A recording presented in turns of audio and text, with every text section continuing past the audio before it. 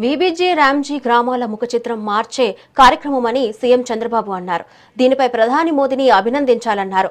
గతంలో ఉపాధి హామీని రాయలసీమ నుంచే ప్రారంభించారని గుర్తు చేశారు. ఇక గత వైసీపీ ప్రభుత్వంపై విమర్శలు గుప్పించారు. రాష్ట్రంలో గొడ్డలి పార్టీ ఉందని, దాంతో జాగ్రత్తగా ఉండాలన్నారు. అది రోజుకో మాట మాట్లాడుతుందని విమర్శించారు. ఎన్నికలకు ముందు అసెంబ్లీ సాక్షిగా అమరావతి అన్నారని గుర్తు చేశారు. గతంలో మూడు ముక్కలాట, తాజాగా మావిగన్ అంటున్నారని ఫైర్ అయ్యారు.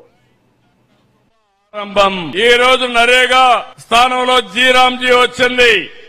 నేను ఒకటే హామీ ఇస్తున్నా, దీన్ని పూర్తిగా సద్వినియోగం చేసుకునే మొదటి రాష్ట్రం ఆంధ్రప్రదేశ్ రాష్ట్రం. అది కూడా మన డిప్యూటీ సీఎం పవన్ కళ్యాణ్ గారి ఆధ్వర్యంలో జరుగుతుంది. ఈ దేశానికి మనం అందరం కూడా గుర్తుపెట్టుకోవాలి, right time, right leader, right place. That is Narendra Modi.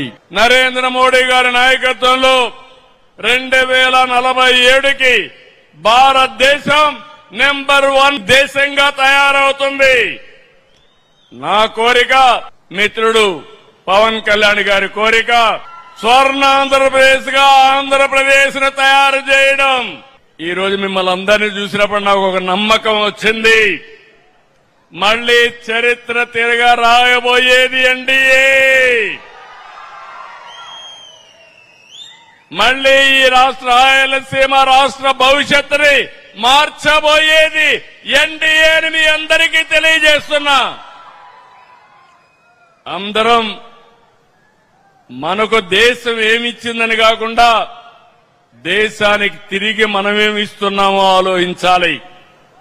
నిస్వార్థంగా పనిచేసే నాయకత్వం ఉంది. దాన్ని సద్వినియోగం చేసుకుని బాధ్యతగా ముందుకు పోయి ప్రజలు కూడా ముందుకు రావాల్సిన అవసరం ఉంది. స్వర్ణ ఆంధ్రప్రదేశ్ అన్స్టాపబుల్. ఎవడు అడ్డుపడలేడు. ఎవరైనా అడ్డుపడితే జగన్నాథ చక్రాలే. మన రాష్ట్రంలో ఒక గొడ్డలి పార్టీ ఉంది. రోజుకొక మాట మాట్లాడుతున్నారు. ఎన్నికల ముందు అసెంబ్లీ సాక్షిగా అమరావతి అన్నారు. ఎన్నికలైన తర్వాత మూడు ముక్కలాట, 3 రాజధానులు అన్నారు. ఎన్నికలు అయిపోయినాయి, ఇప్పుడు మావిగన్ అంట. ఏం తమ్ముళ్ళు, ఎవరికైనా అర్థమైందా అని మిమ్మల్ని అడుగుతున్నా.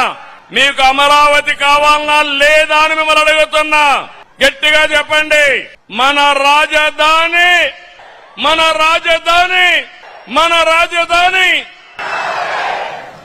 ఒక శుభ ఆరంభం.